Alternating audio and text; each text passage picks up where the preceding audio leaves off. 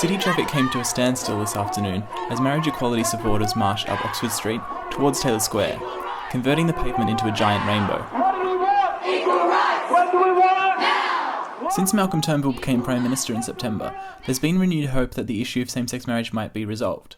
But protesters gathered here today are calling on the new Prime Minister to finally take action on marriage equality.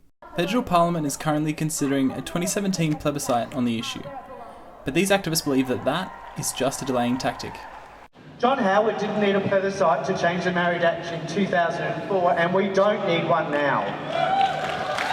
Yeah, it's just a delaying tactic. Popular's considering this as a campaign that's been going now for over 11 years, so it really should have been well and truly done and dusted by now. America's approved it, Ireland's approved it. It's a concern that's also shared by long-term activists Ron Van Hoovelingen and Anthony McManus, who made the trip from Melbourne to speak at today's rally. We've been married 10 times, none of them legal. Once on television, once on the radio. The whole idea of a plebiscite just angers me so much. Like, when Malcolm Turnbull took over as Prime Minister, he gave $100 million to stop violence against women. But for one day, he wants to spend $150 million for us to vote on something that we already know what the majority of Australians want.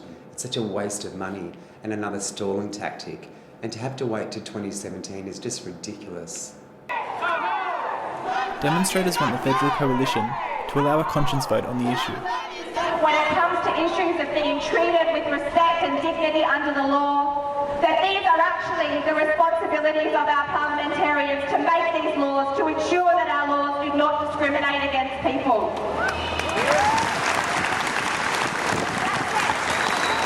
If we have to have a plebiscite to deal with this, to convince our spineless leaders that actually the community supports equality, then I know that all of you in your numbers today, the thousands that have marched with us before, and the hundreds of thousands across this country that support marriage equality, that if that is how we have to do it, we will achieve it and we will win.